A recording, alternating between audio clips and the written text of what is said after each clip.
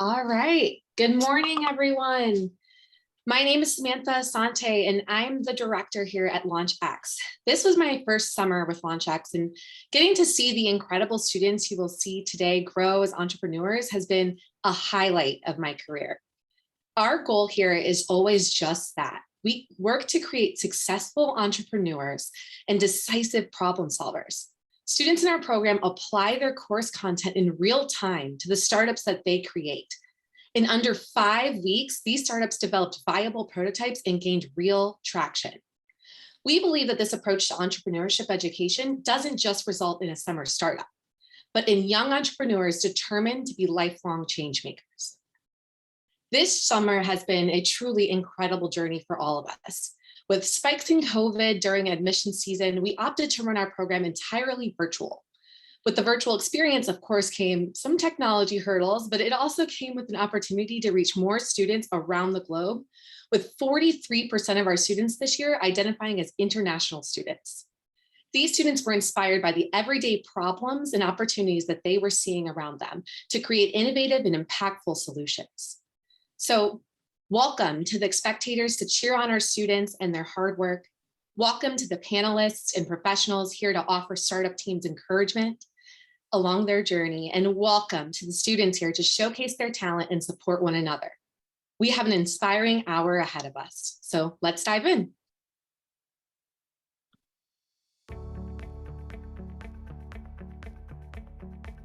Passionate, committed, confident, resilient, disciplined, and collaborative.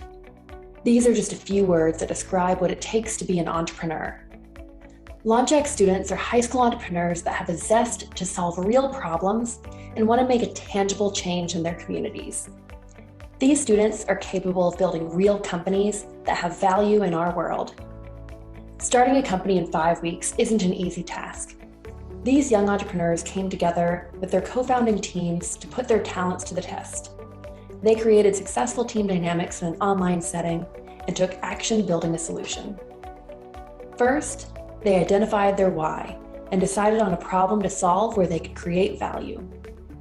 They started immediately speaking to potential customers to uncover the underlying needs and differentiate their solution in the market. They planned and designed their initial prototypes, then tested it again and again.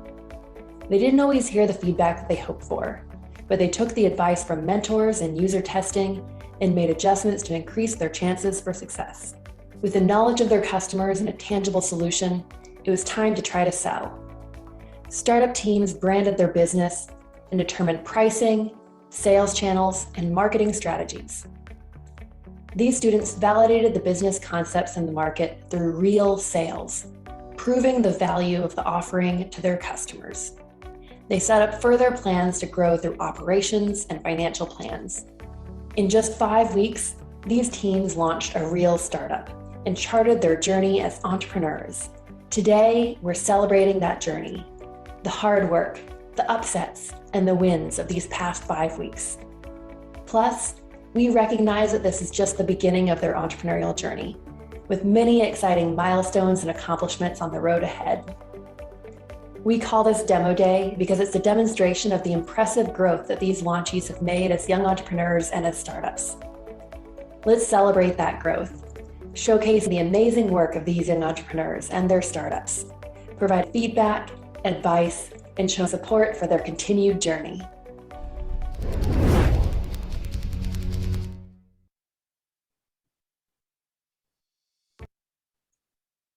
Hello, everyone. My name is Sarah Smith. I am your Demo Day Master of Ceremonies. I am pleased to be here with you to host Demo Day. The event will last from 6 o'clock till 7:45 Eastern Standard Time and will consist of 3-minute pitch videos by our students and a 5-minute Q&A session from our panelists. Students, when you pitch your video is playing, you will be promoted to a panelist. When you are promoted, you should ensure you have audio and video, and the Q&A session ends, your panelist status will be removed and you will be an attendee again.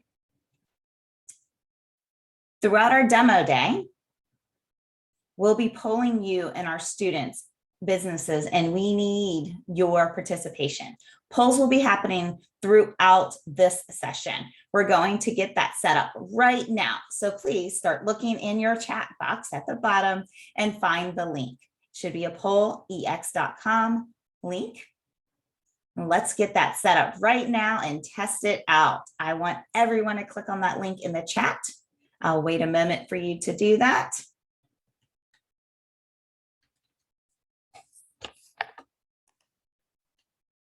The question this first we're going to start with is, what are you looking most forward to this August?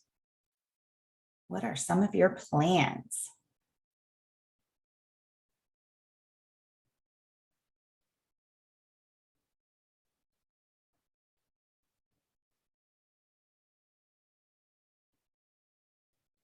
I know we have some responses coming in. They've just taken a moment to generate for us. I know that some people are probably looking forward to, if not me, some sleep in the next couple of weeks to just catch up after this crazy 5 weeks we've had. All right, we'll get that working out for the next panel, of course. So let's introduce the most important group that we have here coming in with us is our panelists.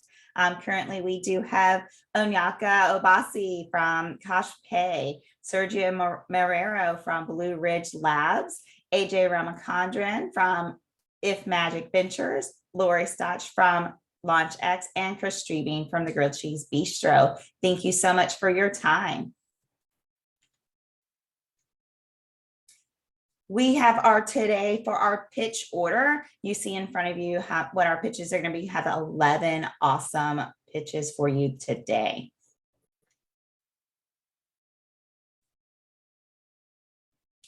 And with passion and singularity of focus, this team will help to level the playing field for many of their peers. Meet CareerView.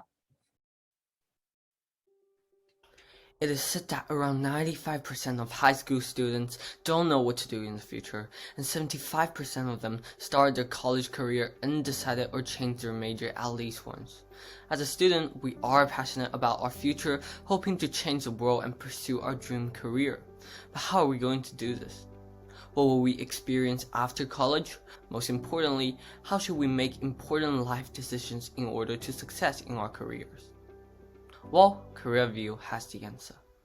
CareerView is a platform that aims to provide career guidance and working experience information for all high school students by connecting them with credible experts whom they can bond with.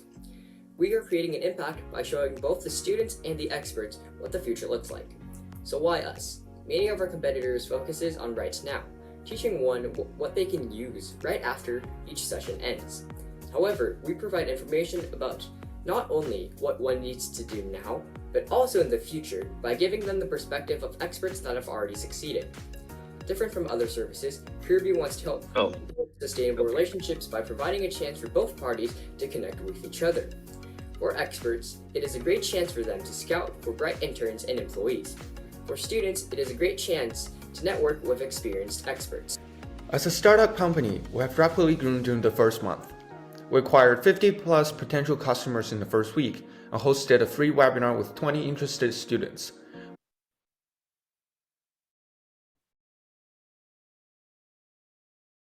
With overwhelmingly positive feedback, this led to impending $300 of sales just in 2 days.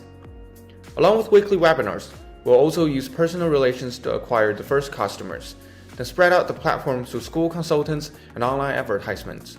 We expect to acquire 50 customers through those methods by the second month end.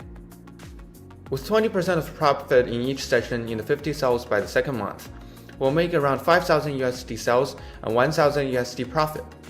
We expect to gain 300 customers in the first year, making 6,000 net profit, and expand the number to 30,000 in the following year. In the future, to gain more experts and customers, we have 3 main strategies planned. The first is to get paid advertisements on Google Ads and Instagram Story ads, specifically targeting college students and high school students. The second is a personalized email campaign designed by prospecting off the website Lucia and LinkedIn, specifically targeting professional experts. And lastly, we're planning to collaborate with other organizations and spread our influence through local news outlets, such as school newspapers. CareerView wishes to build a better future for everyone. For students, we do this by providing them a chance to find their passions and realize their dreams. For experts, we give them the chance to help build a better future by guiding the next generation with their expertise. We look for connections to be formed between like-minded individuals throughout generations. Welcome to Career View.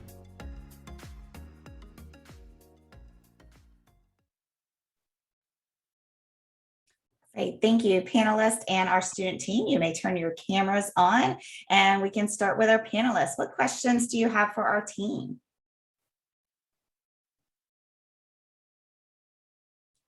Feel free to unmute and just speak out. Okay, hi, this is Onyeka. So my question is actually twofold. So the first question is, why do you think this is a need, and what is the market size for this kind of project? Okay, so I will answer that question for you. We believe that this is a need, as we have mentioned in the video in the introduction, that there are many high school students who go on to college and don't necessarily know what they want to pursue. And even if they pursue that path, they end up not liking it. We are trying to fix that need and that type of uncertainty that is there through our product. And as of now, we are hoping this is targeting mainly high school students at this point, but we are looking to extend our market to university students, middle school students, and eventually all students in general that want to learn something. So when you say many, I'm just wondering, like, what's the percentage? What is the market size? Is it 50% of students that are looking for this kinds of, product to utilize this product? So I just want to know, in terms of numbers and percentages, what is your market size? Right. Actually, yeah. I'll answer that. Thanks. In terms of your, when you conducted your market research. Yeah. So when we did our market research from the interviews we did around like 50 plus, 60 plus interviews from our high school friends throughout grades 7 all the way to grades 11. And from basically around 80% or 75% of those things, when we asked them our first question without introducing our company, we asked them, what is the biggest unmet need that you have in high school life? 70-80% of them answered that they need guidance or of some sort. They need guidance in their future career path or as of right now. And when we asked if our service was helpful or not, they all answer with, yeah, it will be really helpful for us. And yeah, it's a need for us. Okay. Yeah. Panelists, and any other questions you have for our team? Can you tell us a little bit about the webinars that you conducted and how those went and what kind of customer response you got from them? Right. So we've raised a webinar last Friday. We featured actually our mentor in LaunchX to be the speaker, and we got 22 interested students into the webinar. And Frank, you can talk about some of the feedback. Right. And actually our branding and marketing of the webinar was very hastened. It was only one day of marketing, and then we managed to get around 22 students. And from the feedback we got, it was overwhelmingly positive. We interviewed each of the students, and as you can see, it's also shown in the video that they actually thought this was really helpful for them, and they will come back for a second time. Especially for 3 or 4 of the students in there, they didn't really have an idea of what career they're going to pursue. Especially for one of them, they want to pursue a design career, and after Mr. Gavin talked to him, he now knows what he can plan in the future and knows where to go for. So yeah, it was really helpful for them. Great, thank you so much. Thank you for your time, panelists. Thank you, Team Career View, for that insightful responses. Yeah. Thank you. Thank you. Okay, next question we have for you guys. What was your favorite aspect about this company?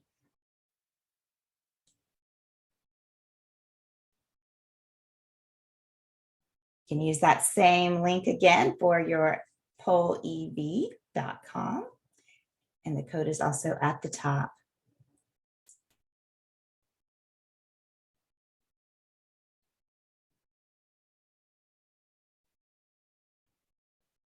All right, nice. Okay, next team up. There's no one size fits all, but I guarantee this team will be the perfect fit. Meet perfect. Shopping for clothes online. We know your struggle when you spend ages online gambling on what size you should get for a brand so that it fits you. You see, I will need to wear an extra small for this t-shirt, but a large for this brand. Not only is it costly if you get the size wrong, but is this process really worth your precious time? Perhaps not. That's why we bring you the perfect solution.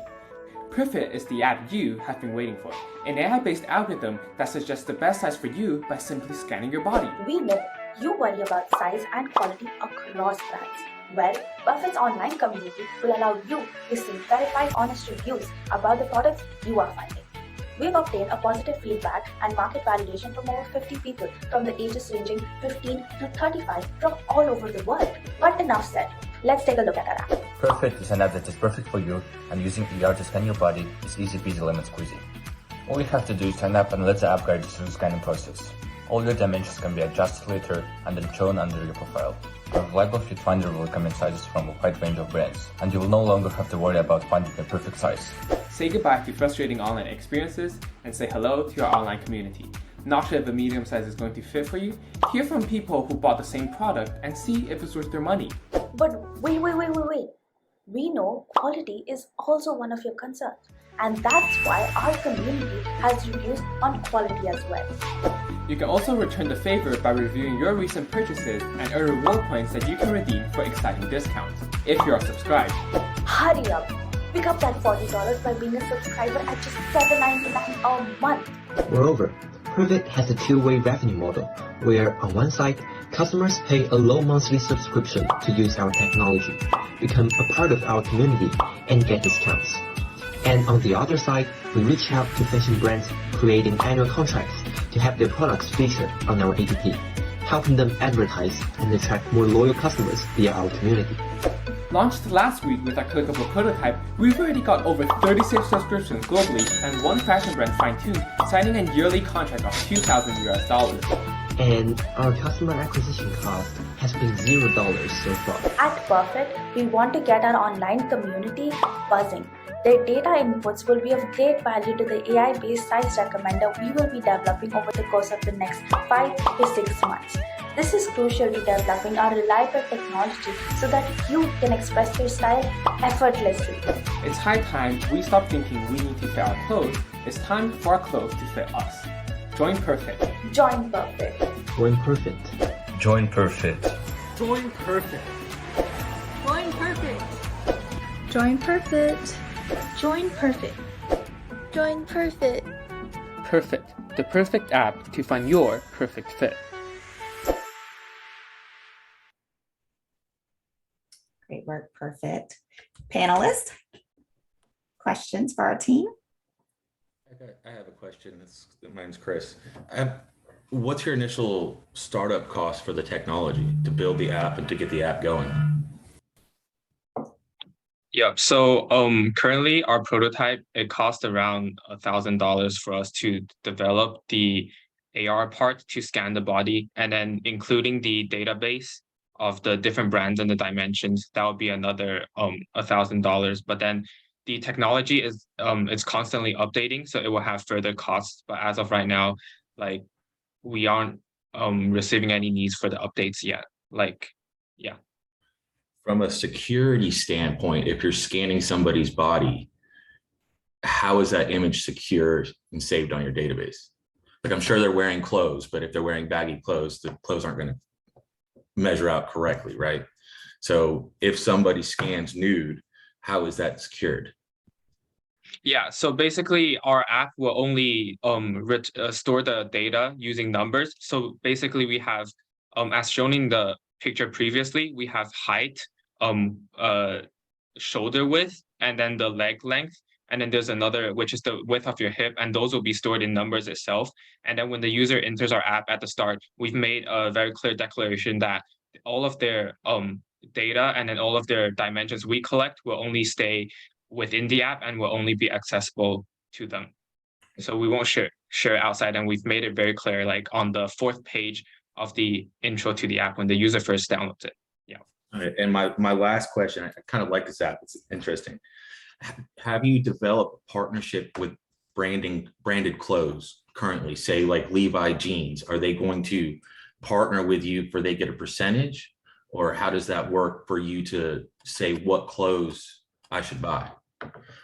Yeah, so our app is like a two-way revenue model. So one side we get subscription from customers, and the other side we sign this yearly contract with fashion brands. And right now we've already had one deal worth $2,000. So that's already made. And then with a brand called Fine Tune is also a entrepreneur starting that new brand. So we're planning on developing it together, and we've planned future projections already. Okay, thank you guys. So just following up on Chris's question, is the model from the brands, the producers, is it a flat fee or is it a percentage of sales?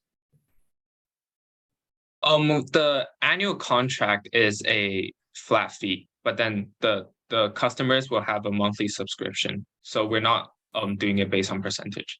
Okay. So piggyback on that, I would like to ask, who are the competitors and what differentiates you from them? Why should I use this product?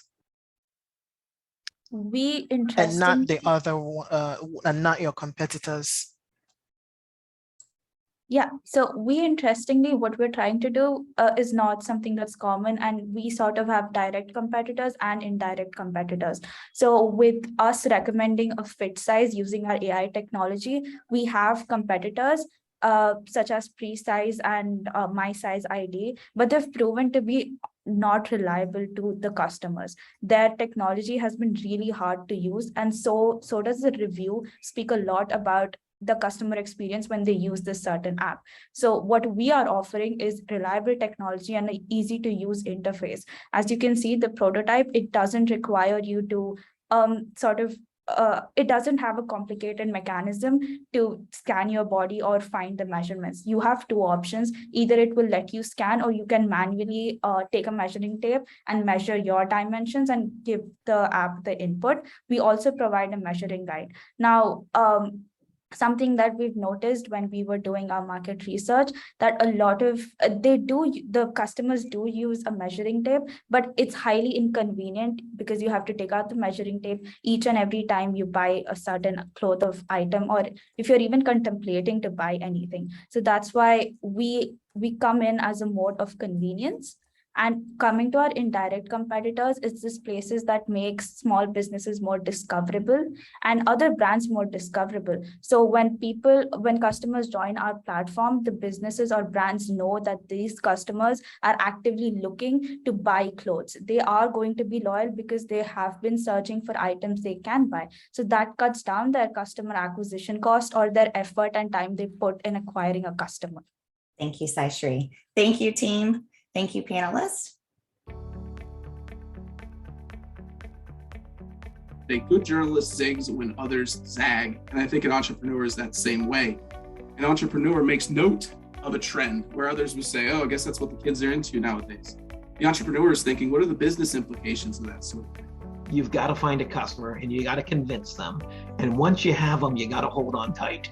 You got to grab that customer. They become the ones who help you. So don't settle for a fine relationship. Go for that fantastic. Move them up the chain. An entrepreneur will know his competition, know what his costs are, know who his suppliers are, know what his concerns and pain points are. That word know is important here. Keep your friends close and your enemies closer. People fall in love with brands. They trust them. You develop strong loyalties to them. You choose to buy them over others, and you believe then in their superiority. Focus is required for us as entrepreneurs to succeed. We are threading the needle already, just being entrepreneurs, having to scrape for every scrap of resource that we can in order to survive in the market. And so for us to maximize opportunity for ourselves and our businesses, we have to figure out where to focus that energy. So the art of actually building community is the art of designing interactions that build trust over time. Those interactions have to be rhythmic, they have to be constant, they have to be recurring. Startup is basically a journey of reducing risk. When you start your company, you have infinite risk. You've done nothing, you've accomplished nothing. And in that sense, the value of the company is at its lowest value. And over time, as you bring the risk down in your company, the value of your company goes up.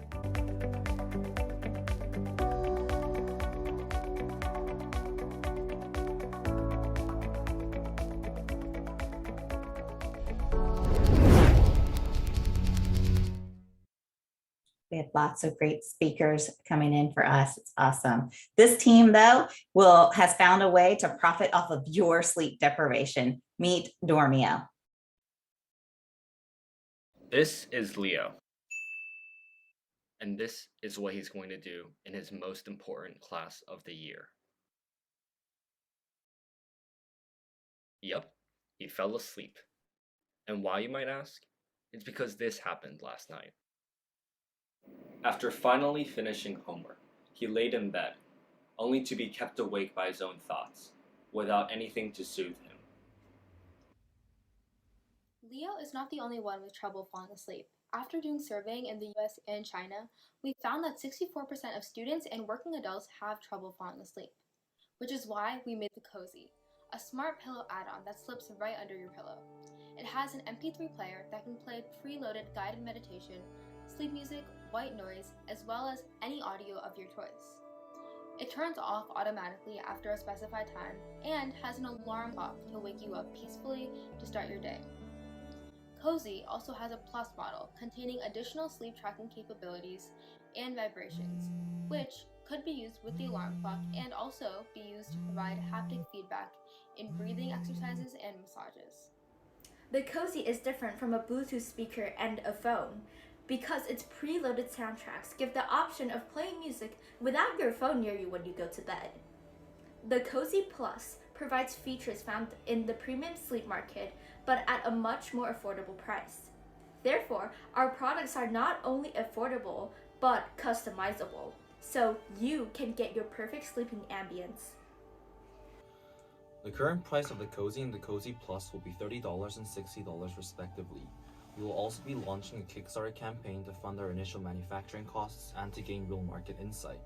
We are also selling this product on our website and through in-person school sales, advertising through social media and email so that people interested in our products can learn more about them. Right now, we have 9 interested customers who we will be selling our minimum viable product, or MVP, to. Our company's break-even point is estimated to be at the third quarter of 2024. Furthermore, by the end of 2026, our company's net income will be up to $813,000.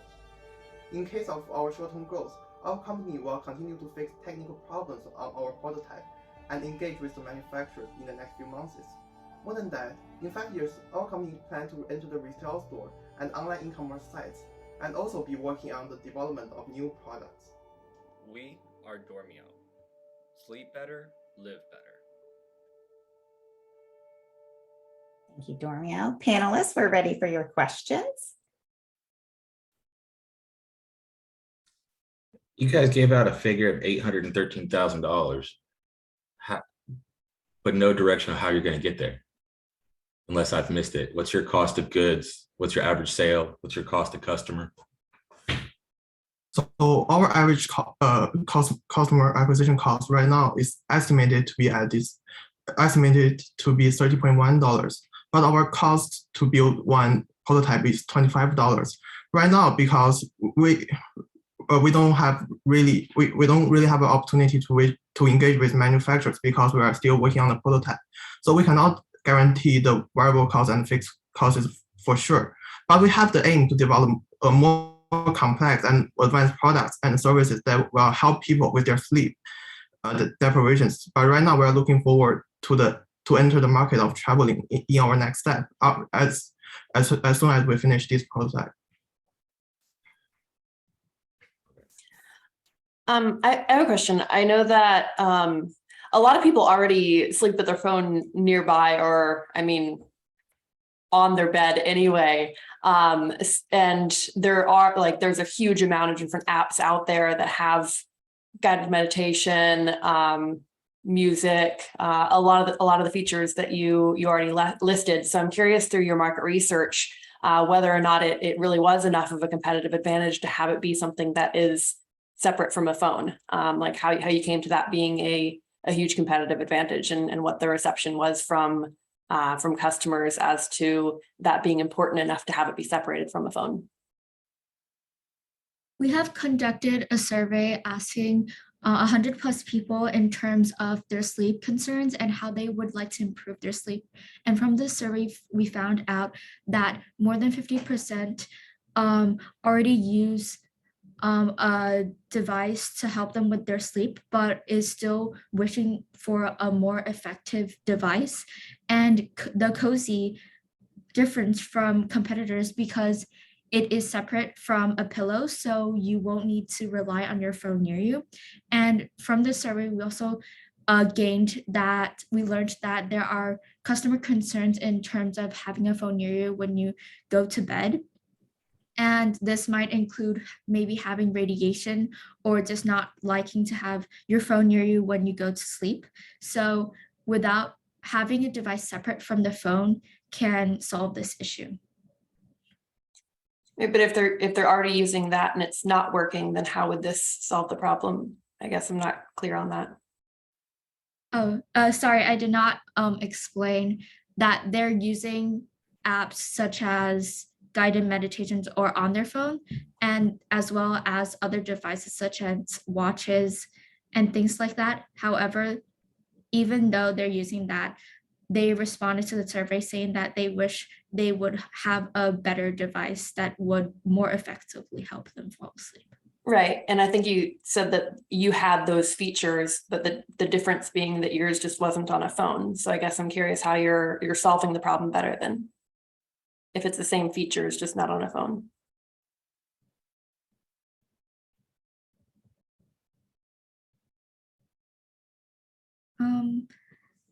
Sorry, can you repeat that question? I wasn't sure if I understood it correctly. It sounds like you're providing the same features that they're already using, just not on a phone, and they're not getting a good night's sleep now. So how would you be providing a better sleep if you're providing the same features? When we conducted the survey, it was an initial survey before we developed our product. So we currently have not tested this product on anyone because of a lot of difficulties since we're still developing our prototype. But for the survey, it was before we developed the product. Okay, thank you guys. Thank you so much. Dormio will keep on searching that information on how to set yourself apart. So next up, we have the supreme leaders. What more can I say? Meet Laybel AI. Speed up. Have you ever encountered these anti-robot tests before you sign into an account? It's actually a cost-efficient way for tech firms such as Google to have you label data for them. So what is data labeling? You can think of it this way. For a machine to identify the difference between a bus and an airplane, humans must classify enough characteristics for the machine to learn from. However, as important as AIs are in our future, data labeling can be a time-consuming and expensive process, which is where we come in. Again, data labeling requires human employees to label data on hourly basis, increasing cost and time of AI production. Our method is where we take data from startups API and crowdsource it to a larger audience through our platform, Speed Up AI. Our method of quickly connecting startups who want labeled data and potential labelers across the world reduces AI production cost to 10% of original cost and takes 95% less time. This means we are fast, affordable, and reliable.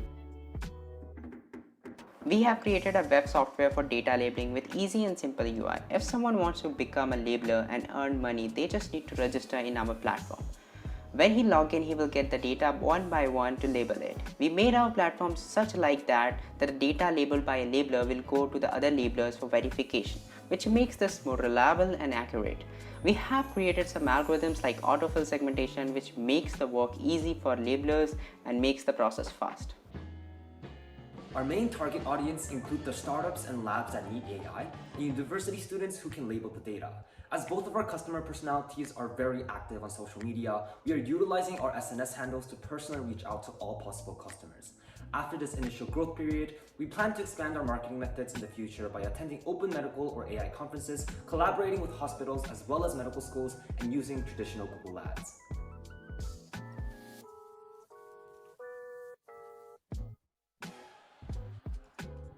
We will strategically focus on short-term small projects to mitigate startup quality concerns and build trust. Through research, we learned that a trained person labels 1 medical image per minute and that a machine learning model requires a minimum of 1,000 images. This will take 17 hours of work at the rate of $25 per hour for the labelers. This rate on average is $100 cheaper to our client's in-house rate. So our service offers 1,000 images for $650 as one project. Our top line growth is over 100% CAGR, which is in line with the medical imaging industry range of 80 to 120%. We project to increase our SG&A based on our revenue projections. Our valuation is around $4.3 to $6 million with sales multiples of 43 times based on 6 comparables of Cozzzy. If you have unlabeled data, don't worry, we got it labeled. Thank you and welcome to Speed Up AI. Thank you, Speed Up. Panelists, we're ready for you. I have a question about privacy. So if I understand, you're bringing in university students or other people to do the labeling. What factors have you put in place to ensure that any confidential data is, especially if it's medical data, that I think you said, yeah, what are you doing in terms of data privacy when you're introducing these third-party labelers? I think we will give them some kind of things that it's going to be anonymous, like if some company gives the data, so it's going to be anonymous that this is the data of that company or this data of that hospital, so some kind of thing, and of that person of data. So we will do anonymous of that data, and that's. All right, and is that something the customer needs to strip it out and make it anonymous before they provide it to you, or is that a service you would provide for them? The service we will provide to them, basically, we would not going to outsource that much. We will only, if there's a confidential thing, we will hire experts like doctors or labelers, which are experts in that field, and we will doing very secretly that data. But there's a lots of data like dog and vegetables, which can be outsourced. So it's going to be very crowdsourcing for them. Yeah, and I think I can add more on that. First, we have a non-shareable element policy. It means whatever you saw in our app cannot be shared outside the app. And second, the data that is provided will be anonymous, and the labeler will not be able to know who the data belongs to. So yeah. So I guess follow-up question to that, do you have an initial filtering process for initial images? Because I think that would even be the initial step that would need to be set up to streamline it, right? There's kind of this I'm thinking of an initial decision tree of the image is input, level of difficulty. Does it go to easy, easy, or difficult, right? Or yeah, have you kind of built out that decision tree of how it gets routed? And is there kind of a AI setup to be able to handle that? So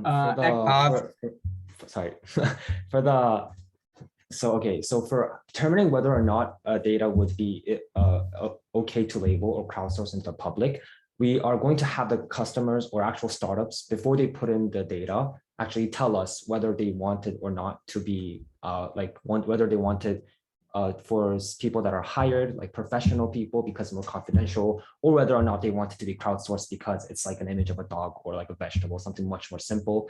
And for the actual process, how it works is we're going to have this data, a data or an image that shows up in front of someone's screen, they label it, and that data will go through, that image or video will go through a few other people, at least 4 or 5, so that we have a reliable source of data, not just one person labels it and it gets completely labeled and established like that. And that's a process that we're going to take in order to ensure reliability and also ensure safety for the privacy of the data.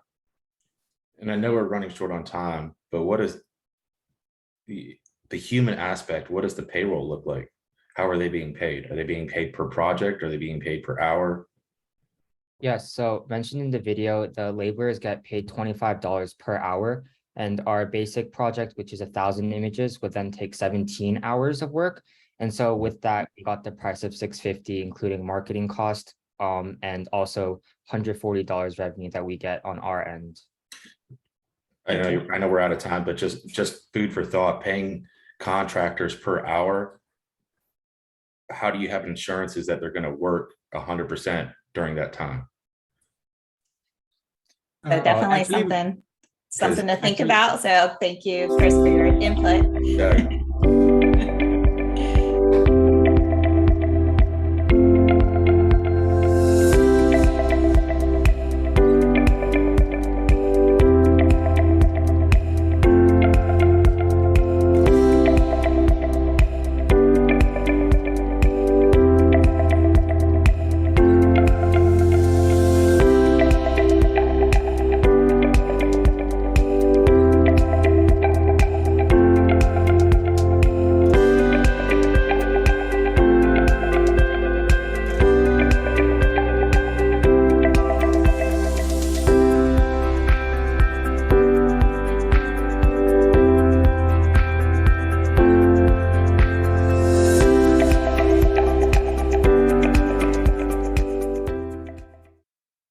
Might be biased, but I think we have an awesome team here at LaunchX. So next up, we have 5 teams aiming to improve life for senior citizens. Meet ElderCare. As an overlooked demographic in the world, the elderly population faces a variety of issues in their day-to-day lives. From facing internet scamming situations to health complications, senior citizens, especially those who live isolated from family, are subjected to issues such as loneliness and forgetfulness. ElderCare was created to tackle these issues. ElderCare's mission is to deliver practical, easy-to-use, and personalized service for elders. For elders over 60 years old, this annual subscription-based app combines 3 functions. Our anti-scam function includes a video introduction to scamming that elders can easily watch, as well as a list of potential scam scenarios that elders can easily access should the need arise. Our second feature, personalized messaging, features a daily motivational message elders can access with a click of a button. Our third feature, a to-do list, contains a simple interface with large font sizes that allows elders to easily set reminders for themselves without any complications. We have conducted a total of 20 interviews with our potential customers. Our interviews show that more than 70% of our potential customers have experienced scamming and feel the need to avoid or prevent it. More than 80% of our customers preferred app over website, with 40% of our customers showing the need for both emotional and mental support. To reach new customers, we created an online platform that provides information on our services as well as the option to pre-order. Now you may be wondering, why us? Our selling point lies in our multifunctional qualities, combining 3 functions into 1. We hope to tackle the serious issue of elder fraud by providing hard-to-access anti-scam information as one of our core features.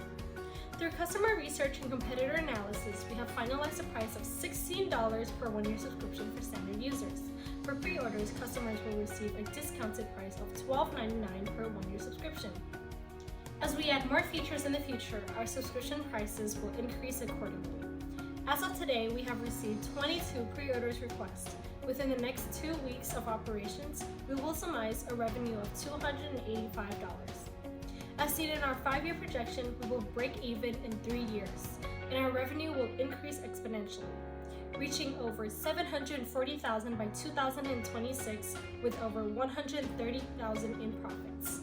In the near future, we are looking to implement speech-to-text, emergency call, and voice control features to our applications to further mitigate the struggles that elders face day to day, as well as attract more customers.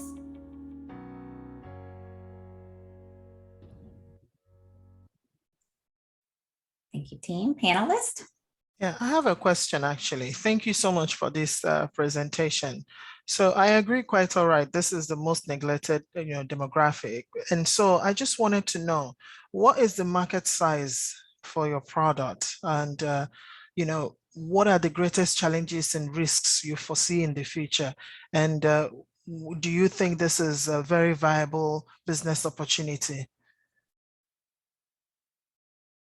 Okay, I'll answer this question. So we actually have done a good amount of research for our app. So first, in the first few months of our project, we plan to target US elders, which have a population of 54.1 million. So we think that's a very good market size for us. And through market research, we found that elders being involved in financial crimes lose over $3 billion per year. So we feel like our app really targets these problems that they face in their everyday lives. And we conducted over 20 interviews in our market research process, and elders, there's a large amount of elders that we've interviewed that have faced scams and felt like this was a very needed product for them. So this leads to my next question. What is actually your go-to-market strategy here? What is your business model? So our business model is we're a subscription-based app, and we have these 3 functions, and elders who need and are attracted to our features would pay an annual subscription fee of $13 in order to access all of our functions. Because I'm looking, there are so many apps out there for, the elderly community, some of them use speech to text as well. And I was just wondering what differentiates you. What is the business model? What makes this a worthwhile product or something that will get a buy-in from the elder community? I will take this question. So we looked at our competitors, and usually one app would only have kind of like one feature. So what our app does is we combine 3 features into one app. So it would not confuse elders, and they would find all the features in one app. It would be much more convenient for them, because we found that also elders are not very tech savvy. Also, another thing, yeah. Does that answer your question? Yeah, it's okay. Yeah. Also, for the speech to text, like you said, it is something that we also plan to implement in the future. We plan to add more features as we do more market research, and we try to find the problems that elders are facing. That's something that we plan to do in the future as well. Okay, thanks. I think you brought up a good point, which is that elders are not tend to not be very tech savvy. I mean, I think that is growing, but they tend to not be very tech savvy, and they tend to also not be very trusting of people that they don't know. So having them interface with people through a tech platform with people that they don't know can be a challenge. I mean, I know that my grandma at some point came into her home and found cash on the table that she didn't remember that she'd taken out from the ATM, and called the police because she thought somebody had broken into her house and left money on the coffee table. That would have been a great break-in, right? Nothing else touched. But I mean, I think that just shows the challenge that a lot of elderly people have with trusting people in general. So I guess how do you plan to combat that level of, well, challenge with tech savvy, but then also the distrust I think elderly people can have of anybody that they don't know? And as of right now, our primary strategy of marketing is word of mouth. So as we would hope that this app spread from elder to elder, or from these elders' children to the elder themselves. And I think that would help with the trust issue, since they're receiving word about our app from people they would trust. The other thing is, as we grow, we'd also plan to target more of these elders' children who might buy the app for the elder. Maybe they'll help the elder set up the app, which will help with any tech issues the elders may have initially, setting up the app, installing the app. And in the later stages, we also hope that we can create a companion sort of app, or companion interface for these adults to help the elder with, for example, our to-do list. Maybe we can have the adult put in input to-do list for the elder themselves, instead of having the elder do it, meaning which would also help with the elder having any issues with technology. Thank you, Alex. Thank you, team. What word do you think best describes this team pitch? So again, that poll EV, get that out. What is a good word to describe this team?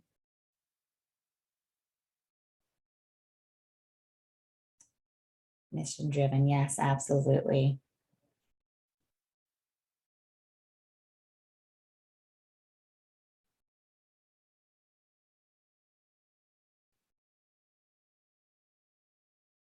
Thank you, guys. Karen, definitely very good. Are you ready to solve a game that helps cure your neck pain? This team will show you how it's played. Here's Munich.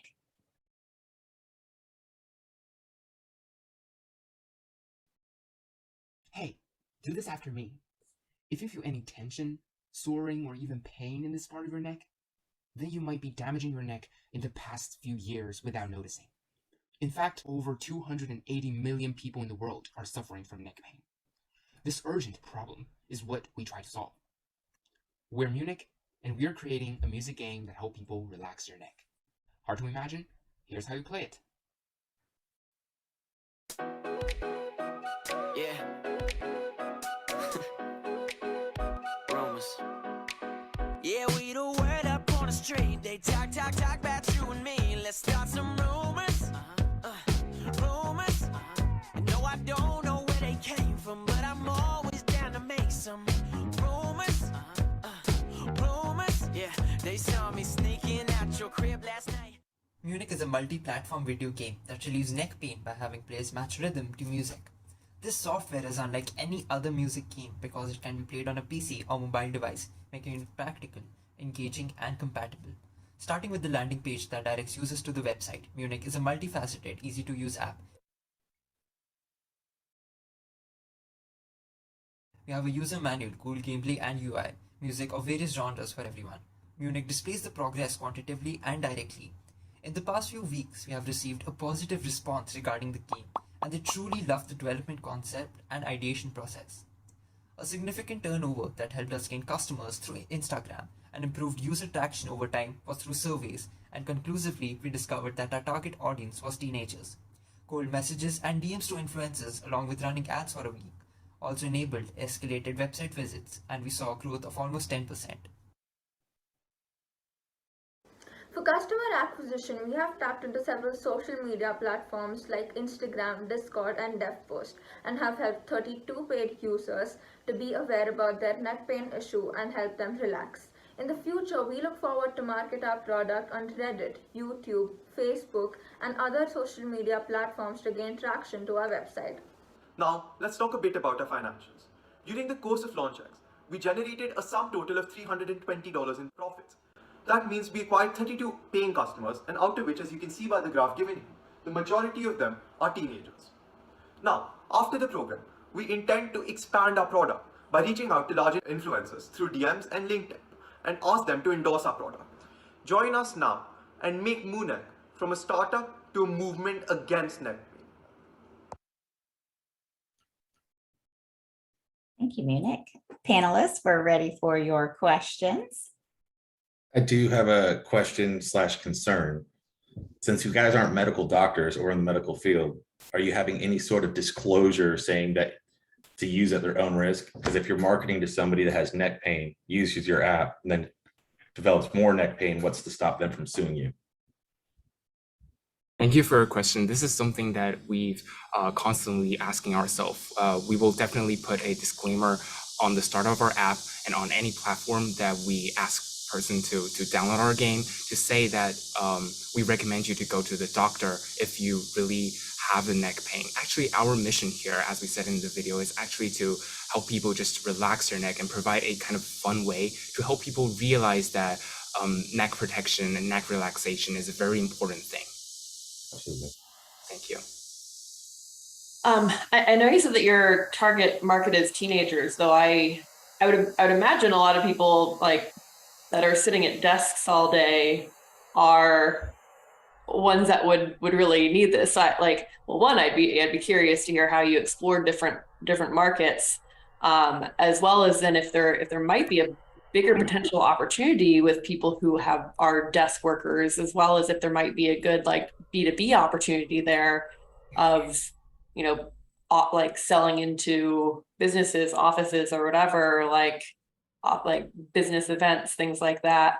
I think there's a huge untapped market as well as like potential paid market there with adults. I know it's, since you all are teenagers, it's probably the easier market for you, and as well as one that you were more was easier for you all to explore. But I guess I'm curious what the market research said, as well as. Thank you. Yeah, Thank you. I'll go first. So for market research, we have done a lot of stuff, and like we have done surveys to actually see whether like teenagers or like working class like our game or not. And like from this point, we decide to work for the teenager, and Krish will provide more information on that. Yeah, so in the beginning, when we had our labs, we actually did a lot of market research. And we found out that most people who had neck pain were teenagers because they're used to keeping their head down while studying. So almost 60% of the people we interviewed, out of them, almost all teenagers said they have neck pain. And then we also asked them, would they be willing to pay for this service? And they did agree. So we set our target group there, and then we advertised directly through them to them through sites which they actually usually explore, like for instance, Instagram or Facebook. So we catered our product towards teenagers, and then even added customized song packs, which will allow them to basically choose their own songs. I actually agree with Laurie about the market size and the fact that this is a very viable potential viable market untapped. And I know for one myself, I sit down a lot to do some work. Like I have about 2, 3, 4 monitors here on my desk, and I'm moving from one monitor, moving my face from one monitor to the other. So your market actually is beyond the teenagers, and very much so the adult population, especially workers. So you might want to think beyond your generation and moving to a different kind of market and see the viability of this product. I think it will be fun to try out, and I'm really very much interested. This is a cool product. I like it. We would definitely love to explore that market. Thank you for the suggestion. Thank you. Yes, definitely agree with Lori and our panelists as well. And you noticed all of us started turning our heads. So definitely a market. You see us right here. So thank you so much, panelists, for your questions. And hopefully you'll explore further. A team with a mission and a passion for increasing access to wellness. Meet Code Red.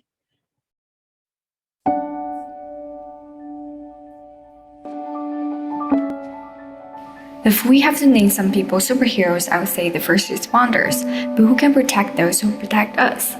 In a University of Cambridge survey of 16,857 police officers spread across British Isles, 90% of all respondents reported that they have been exposed to a degree of trauma. According to CDC, in 2019, there were 47,500 suicide fatalities and an estimated 1.4 million suicide attempts among first responders in the United States. We conducted 37 plus interviews, 250 plus revenue, and contacted 50 plus potential customers to provide first responders a quick and financially viable way to access mental health. Our goal is to offer a timely, accessible, and effective solution for first responders to deal with trauma and stress from their jobs. And our solution is our online app called Code Red. Approved by mental health counselors, our app is a therapy app that offers live therapy via call with approved and handpicked counselors for first responders to cope with trauma in real time. It also offers alternate activities such as music therapy. On the left side, we demonstrated how to log in and use chat system in our app. These functions are free to all users, and if you are a premium user, you can also have the access to the weekly lab sessions and the online activities. We also offer physical activities to premium users so that they can follow the instructions and do the activities effectively. In order to ensure the application operates seamlessly, we'll also be running a website for the operational logistic of the application. It will include sign-ups for volunteer therapists, hold donation forms, and information for mental health awareness. This information is all visible on codered.space. So, what have our customers said? We received extremely positive reviews from 96% of those who replied. Mr. Lee Dahi, a first responder, said that the program has been unbelievably helpful, and he's looking to share it with his coworkers. In terms of gauging the market as a whole, as the table shows, Code Red is the most versatile in offerings and fiscally the best deal. Next, here in our table, we have our information on profits made during the program. The next graph shows the financial projections until 2026. The blue line is of revenues, and for the green line, net profits.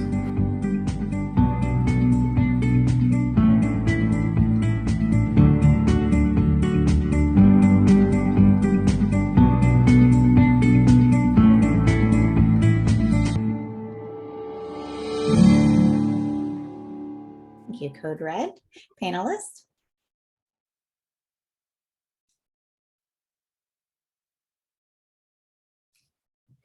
I'm curious to know, are you selling this individually, or are you going to more of a B2B model where you're going to companies and having them provide it to all of their employees? Thank you for your question. I'll take this question. So there's two ways we're operating this application. One is, as you just said, having individual sales where we're talking by our model, where we're talking and calling towards first responders or those who contact us via email. Otherwise, we're contacting, we've already partnered with two fire stations locally in South Korea, where they were willing to buy our premium subscription of $15 in bulk. So we have right now 13 first responders where the station was willing to buy our product for all of their workers.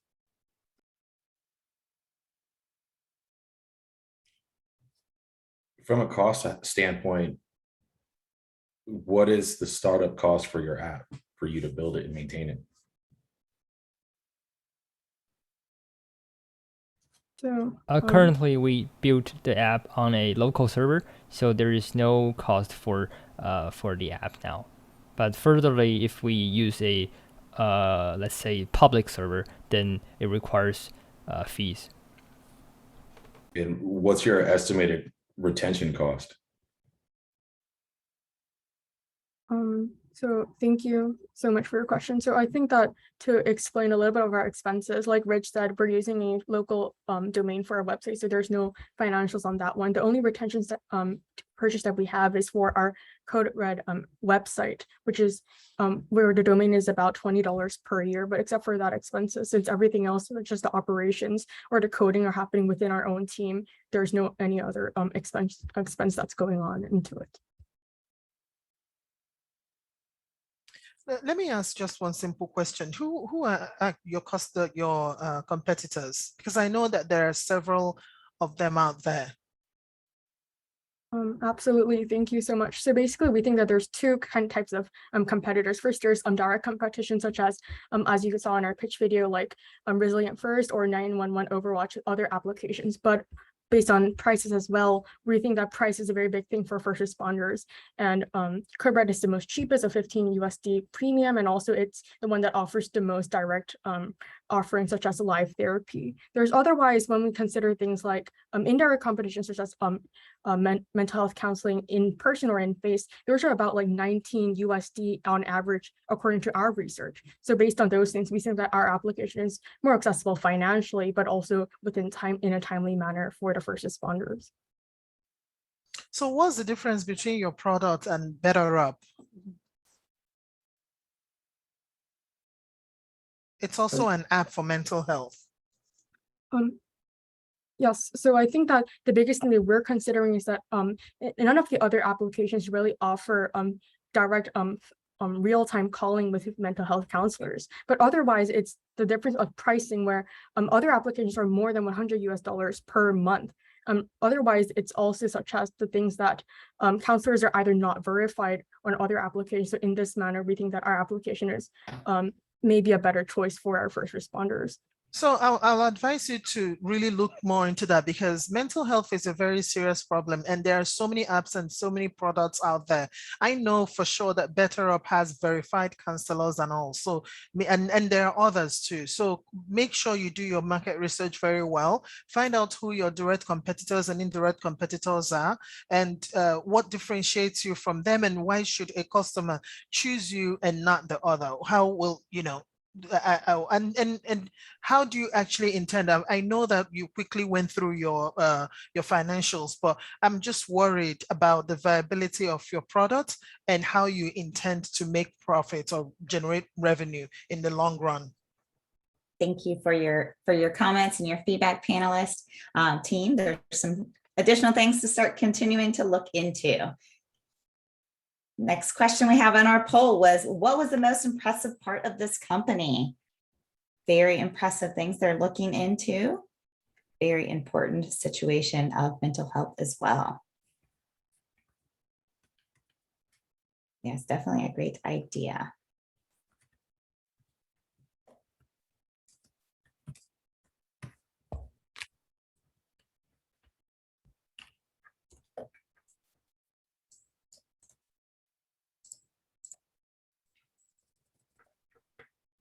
right, next up, we have step out of the box and sprout this earth with EcoBox. In recent years, we use packaging for almost everything throughout the day. Annually, over 82.2 million tons of waste is generated from packaging. We've all been told about the importance of making environmentally sustainable decisions, but the real question is, where can you start? EcoBox is a reformed version of Areca leaf packaging, taking the advantage of its natural properties like thermal resistance and water resistance. Our team has successfully created a box that is perfectly suitable for food packaging. EcoBox is an eco-friendly solution since it can be easily decomposed in the soil within a week, and each box could potentially grow into a new plant, further raising people's awareness about environmental protection and bringing a sense of achievement to our customers. Our team started by identifying customers and end users. This was achieved through a survey that received over 270 positive responses. Our end users were identified as the younger generation, especially Gen Z, like us, since they care the most about environmental protection. We interviewed individuals and businesses across 4 different countries: India, China, the United States, and Australia. Their interviews ranged all the way from flower sellers in China to fast food chains in the United States. We focused on businesses that aligned with our goals of environmental awareness and sustainability. To expand our customer base effectively, we took advantage of social media's power by building an official account on Instagram and reaching out to influencers. One influencer has 50,000 followers, which assists us to better target younger generations and build trust and community online. Besides virtual relationships, we laid even more emphasis on face-to-face conversations. By investigating in local business and restaurants in reality, useful contact details were collected and closer bonds were created. Currently, we are still at a stage of booming growth and attracting new customers, but EcoBox has confidence in increasing customer stickiness and retaining old clients. EcoBox has already produced 250 Areca containers and is in the process of expanding the production capacity to 750. Considering the price of the seeds and the hinge mechanisms, the cost of each is around 12 cents, which provides a high profit. With customer willingness and competitor pricing in consideration, we have decided to price the containers at 25 cents in India. At current price level, EcoBox is on track to make $150, and we estimate this to reach around $500 within the next 3 months. Due to time restrictions, EcoBox is only sold in India for now, but businesses in China and America also showed strong willingness to pay. In the future, we will consider shipping EcoBoxes abroad and bring worldwide influence on eco packaging.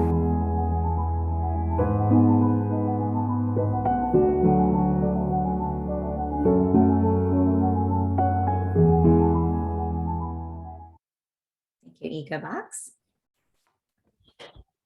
Our restaurant owner, Chris Straben, you want to jump? I see you want to jump in there.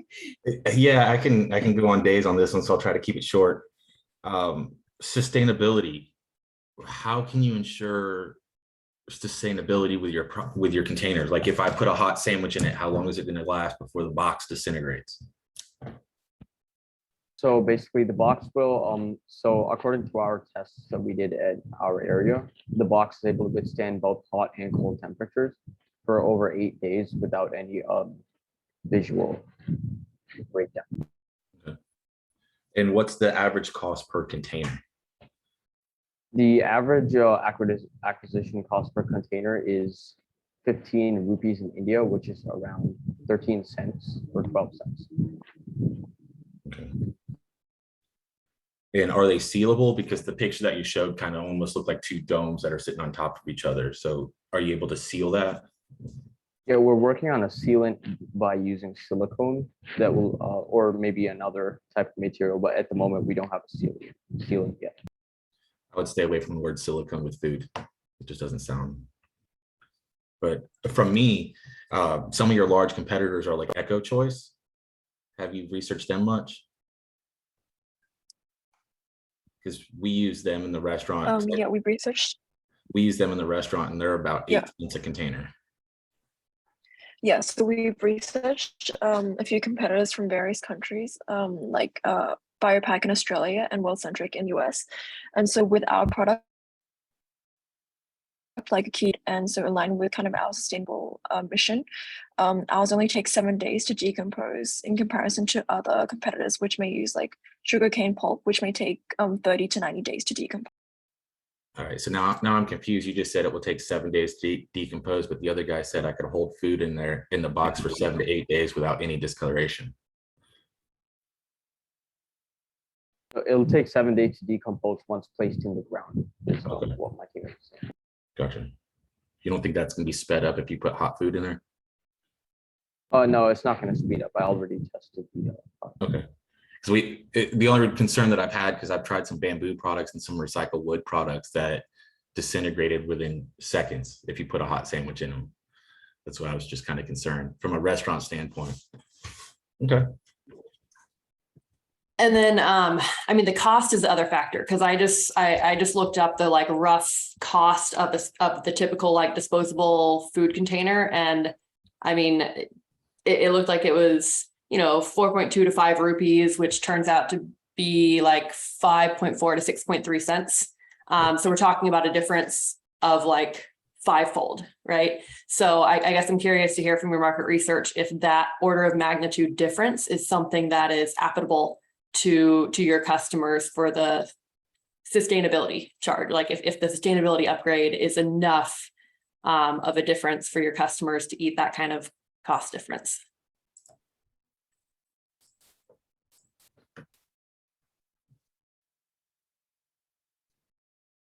Team, thoughts? I'll take that question. So, according to the research which I've done, around that price, I think around 5 rupees, the volume which the container provides and the sustainability and the eco-friendliness is very less. And the material used at that price points is mostly plastic. And if you can find paper containers, they don't provide any lid for those containers. So I think at the price point of I think around 20 rupees, we are providing all the features that are suitable for food packaging. Thank you, team. Definitely some more research to look into, and definitely work on that price point and hopefully manufacturing and help you get those costs down. You are not the father. Well, not in this case. We are all family. Meet families. Can you name all 4 of your grandparents? A third of people can't. In the 21st century, most families don't keep track of their history. At most, families may keep a physical album stuffed with photos. But let's face it, it's 2022. Who has time for that?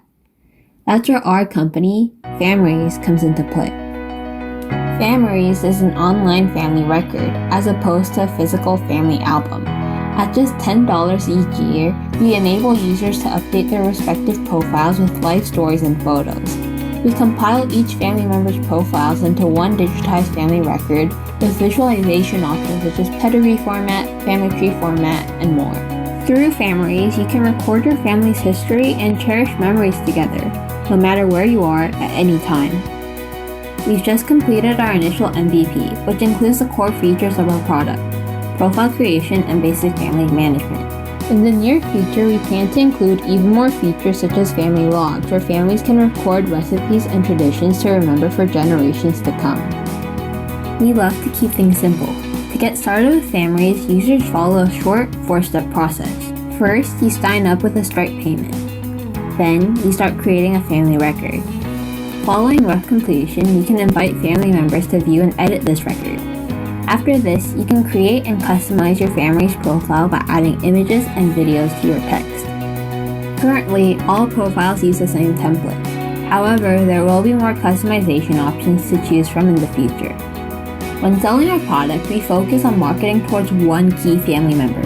That person, once they realize the value of our product, will then become a whistleblower who gets the whole family on board. This business model will allow us to acquire many customers at a low cost.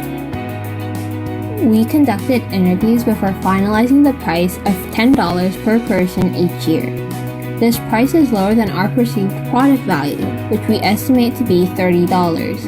Our customer acquisition cost, or CAC, is $3, which is approximately 1/3 the price of Families, and our cost of goods sold, or COGS, is $25. We acquired 5 customers in 3 days and made a total of $50 in pre-sales.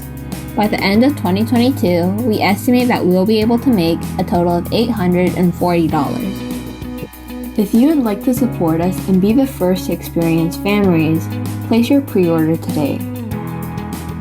FamRaise, we are the missing piece of your puzzle.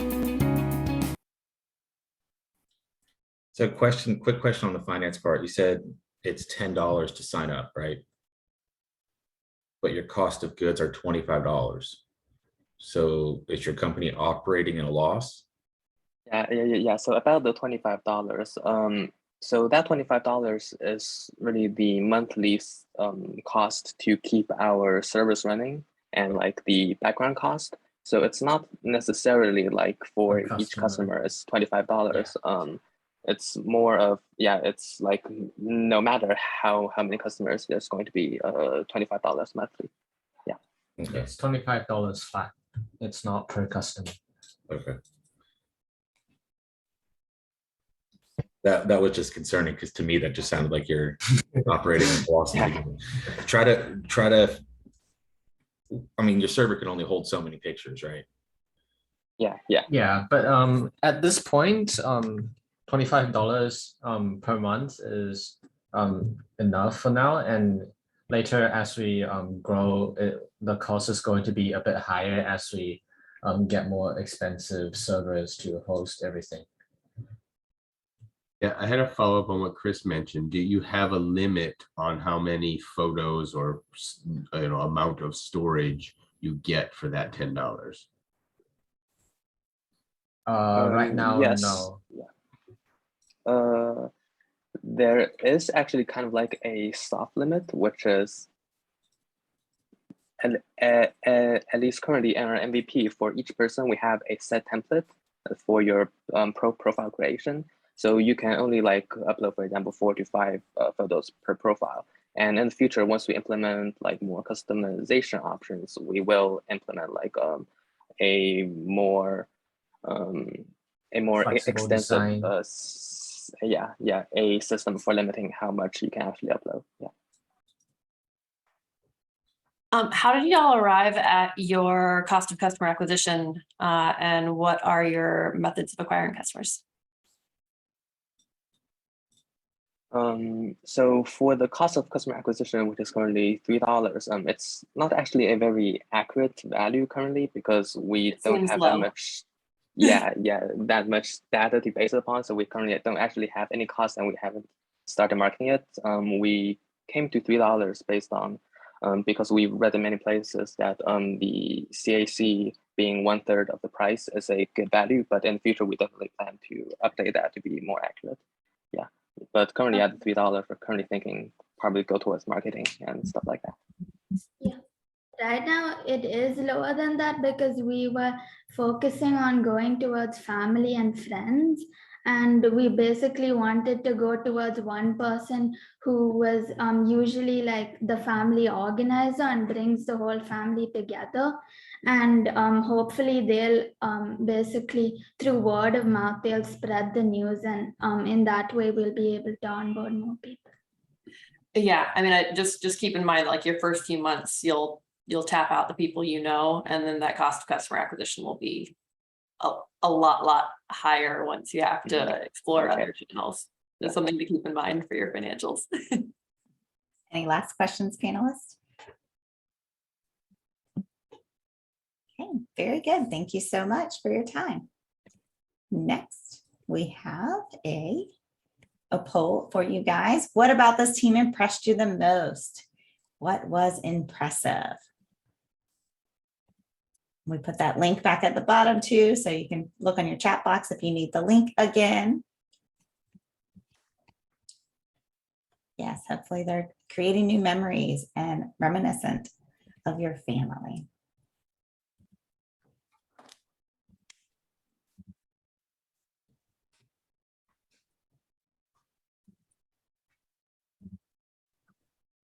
And next up, we have hailing from India to China. This team brings safety to people everywhere they go. Introducing GeoVic.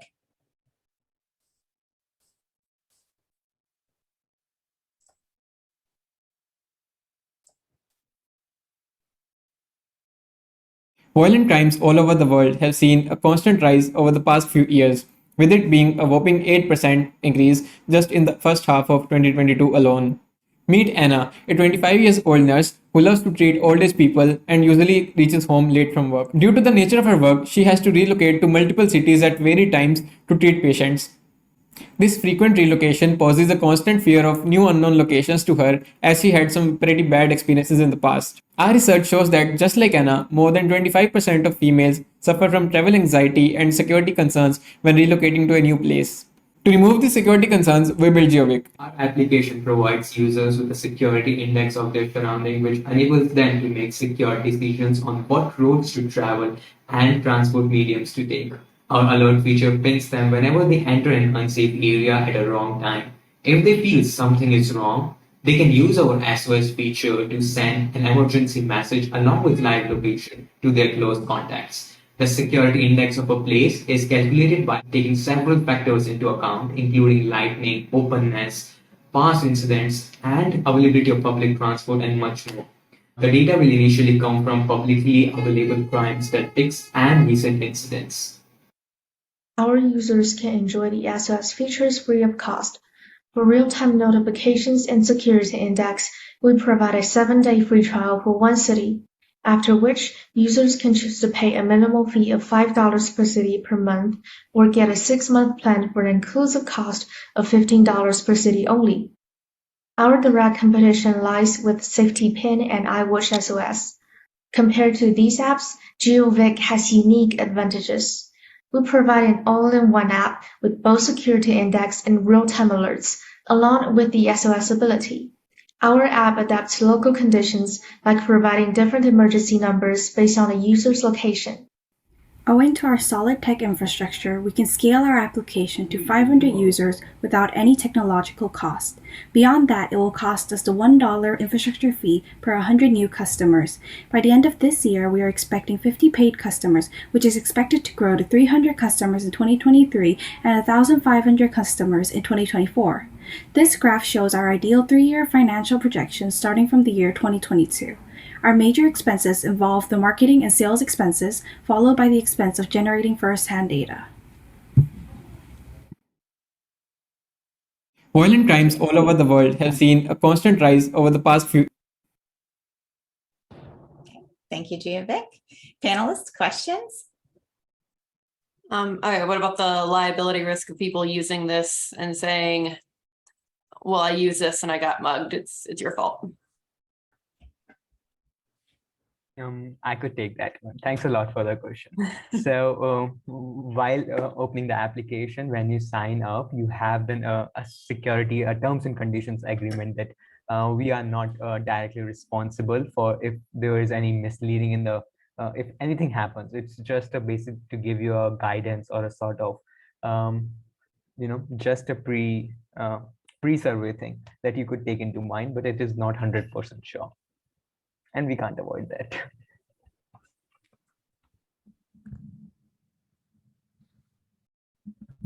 And where is your data stream coming from? Like, say you're going to go to Bangkok. Like, where's the data coming from to show you what's safe in that area?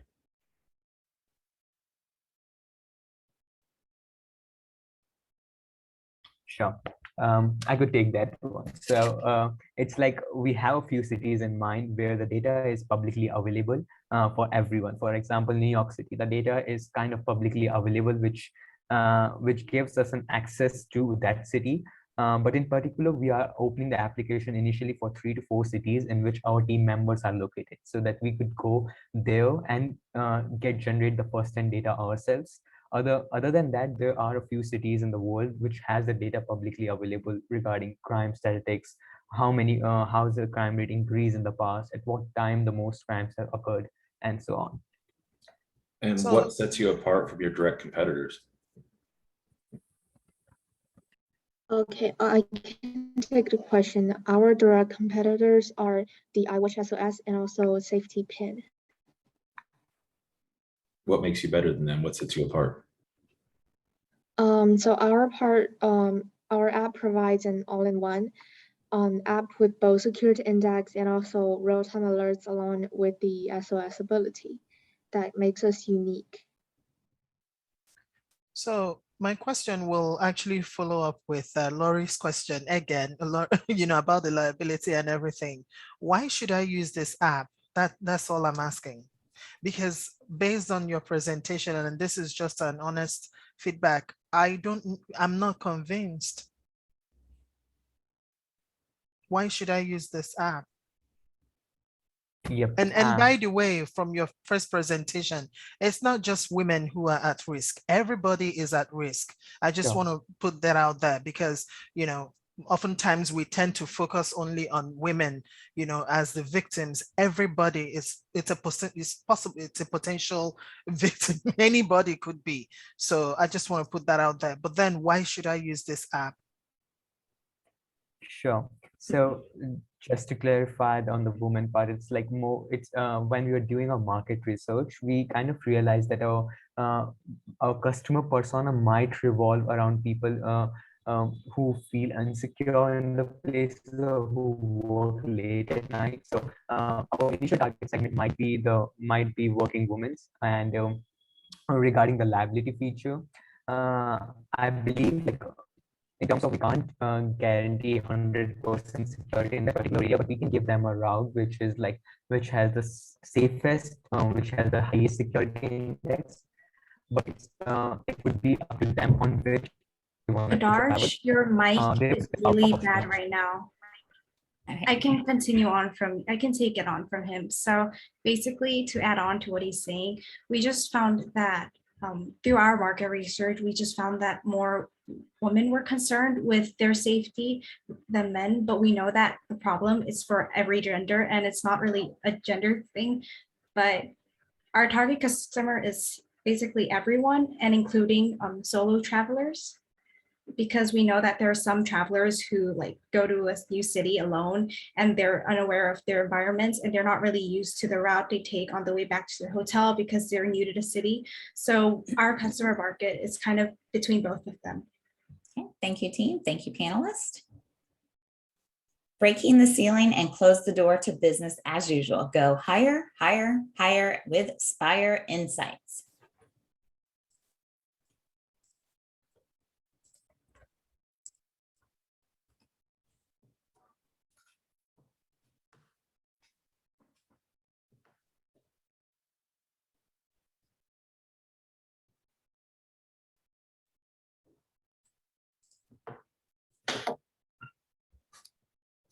Technology loves this some days and some days it doesn't. So I'll get this video started in just one moment for you guys. Thank you for your patience.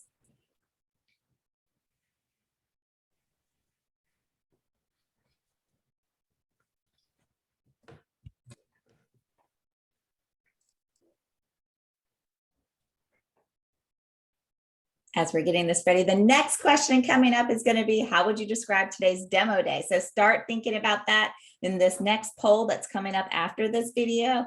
I want lots and lots and lots of interaction in there. I should see every single one of you putting in your comments of how you feel demo day went for us today. So, and don't think about this part of it, all the rest of it. इतना मुश्किल है, कोई इनके यहाँ से support भी नहीं मिलता। बेटा आप मेरी हेल्प करोगे? Oh my God, leave me alone. Did you know that less than 10% of sellers who want to be on Amazon are actually on it?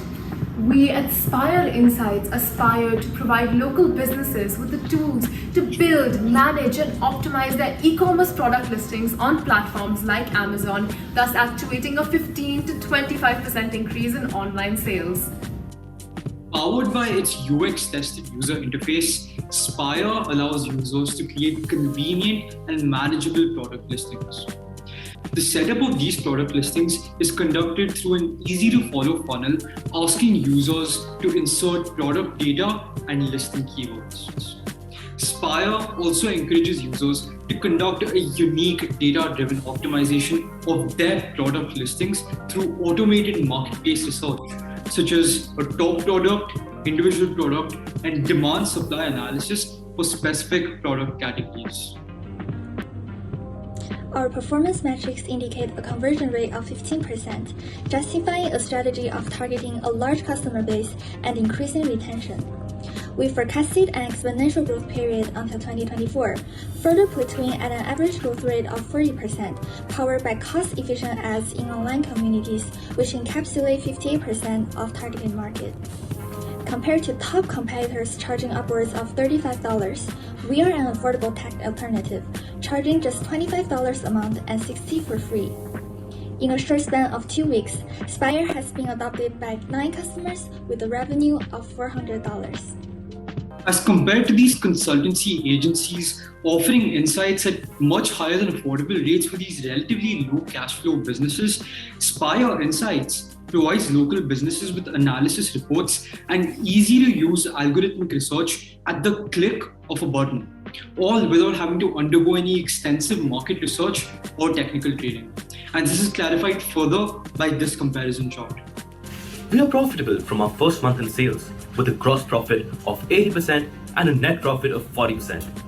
This is attributed to our low-cost tech development and organic marketing. Based on conservative projections, we will break even within just 3 months of sales and anticipate a valuation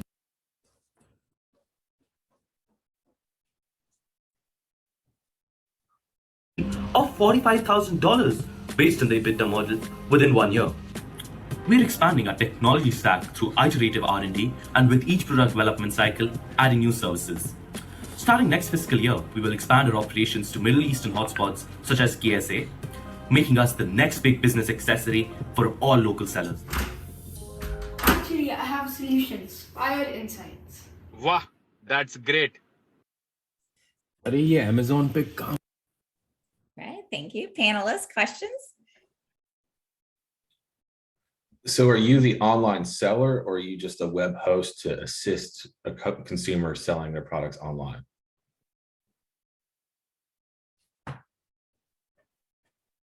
All right, so I guess I can take that question. When it comes down to our service, what we're really acting as is an accessory to these local businesses that want to either get on Amazon or are already on Amazon but want to conduct SEO optimization for their listings to show up on the top, at the top of the search pages when they really do get on Amazon for their products. So we're actually an accessory, not necessarily an online seller or something that's going to be completely taking on these local businesses work on online platforms. So what you're providing essentially, it's a marketplace. Are you providing a marketplace for customers and businesses to transact, or following Chris's question? Because I'm just trying to understand. Yeah, sure, I take that. So we're not providing a marketplace, but more so we're acting as an accessory for these businesses that are on existing online marketplaces. For example, Amazon or Noon here in the UAE. We simply provide data and insights on those marketplaces and the product categories that are relevant to those sellers. And we arrange it and we display it in such a way that it becomes useful for those particular sellers. So we're the accessory that takes data from those marketplaces and shows it to those sellers.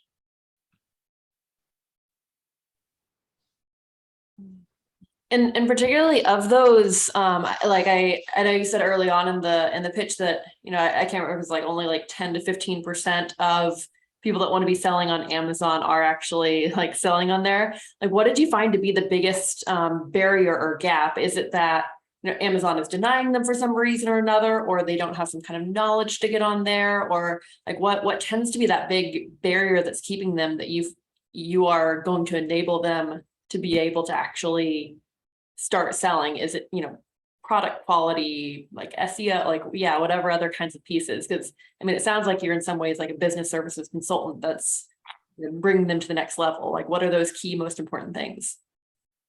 All right, so I think I'll take that question. I think the customer base that we're really targeting can be bifurcated into two parts. The former, as you'd mentioned, would be sellers who want to be on Amazon but aren't on it already, while the latter would be who are already on Amazon but kind of get drowned out in the massive number of sellers that are already on it due to the lack of SEO optimization. And I think considering the strategic marketplace that we really placed ourselves into for our launch purposes, there's a major lack of education, or I'd say there's a lot of misinformation about the selling process on Amazon in itself. So in order to firstly bridge that gap, we would be conducting webinars, etc., to help them get on Amazon in the first place. So they'd be going through that entire process of verification, etc., by themselves. And then that's where we come in, wherein we set up their listings for products that they want to sell on Amazon. I think the primary barrier to answer the second part of your question is the fact that there is no support that's really provided by Amazon for sellers on the platform. And how are you finding your customers? How are you targeting? What's your market? All right, I can take that. We can look at it from the acquiring perspective, how we're acquiring customers. So initially we've gone through with cold calling, that is through direct calls. And at a later stage, once we progress with our revenue, we're going to explore two models of acquiring customers. The first being social media campaigns. From the industry standards, we found that this lands at a 1.05 conversion rate for our industry with a cost per click of $1.5. And additionally, the second model that we'll adopt to acquire customers would be through direct sales calls, which would be through a sales staff, which we would hire at somewhere around $250 to $300 a month, generating around 200 leads a month with a conversion rate of 10 to 15%. Based on these figures, we've estimated a customer acquisition cost of $15 to $16 and a lifetime value of $140 based on the industry churn rate, which we will further establish once we have our data in place. Based on that, we have very successful projections on how we're going to acquire customers. Thank you so much, team. That was our last but not least, of course, video for today. So our next poll question, like I said, everybody have tons of answers on this. We had a little time to think about this. How would you describe today's demo day?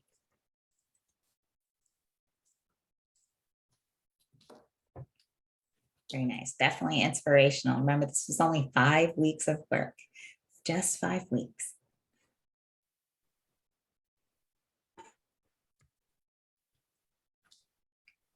Definitely inspiring. Thank you, panelists, so much for your time. We could not do our events like this without you guys. So thank you again. That was very insightful. And I know a lot of things for our teams to think about. And any final thoughts that you might have, questions, feedback, any thoughts that you may have, input you want to give to any of our teams? I have a quick feedback if that's possible. Absolutely. So I'm thinking that for next time, perhaps we can have, because of multitasking, the survey, the filling out the forms and actually paying attention to the wonderful job that the budding entrepreneurs did, by the way. It would be good to have some kind of maybe like an ad or something in between to give us time to fill out the forms and also to manage the polls as well. I feel like everything is a bit rushed and it didn't really give us time to concentrate and really look at what the kids are presenting today. So that's my feedback. Thank you so much for your feedback. Great. I know I just want to say that, like, gosh, I know we asked some tough questions, and I just want to say that is a testament to just how phenomenal all of these businesses are. Like, these are all like really fantastic, real businesses. I am so impressed and proud. I know I was even just like messaging over to Samantha with just how excited, impressed, proud I am with like some like heart emojis. Like I'm like so overwhelmingly excited. This is even our first session of the day, and I think it's just such a fantastic start.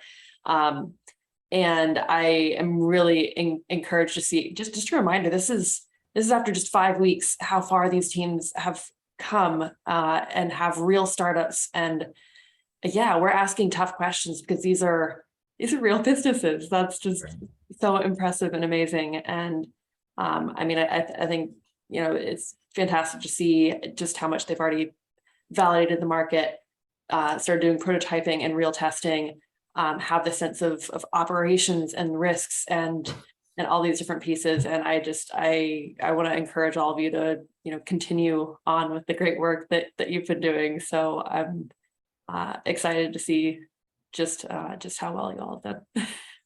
Thank you, Lori. From my standpoint, I think it would be interesting to get a follow-up in 6 months to see who actually took their business to market. From participating last year, the businesses this year are so much more in depth and knowledgeable than they were last year. So I would love to see where they would be and who takes it to market in 6 months as a quick follow-up.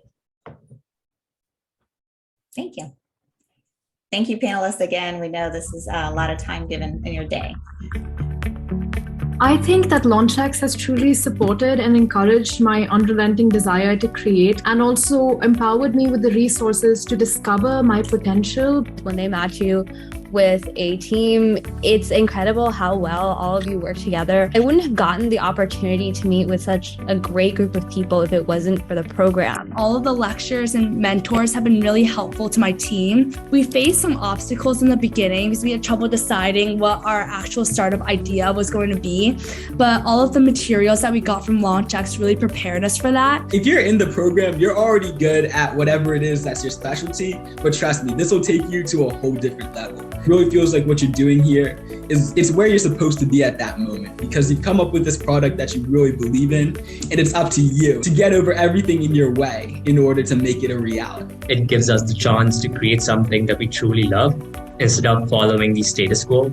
And it gives us the opportunity to build something that's truly revolutionary. LaunchX is eye-opening, innovative, collaborative, empowering, inspiring, developmental, unconventional, passionate, energizing, intriguing, encouraging, transformational, creative, one of a kind.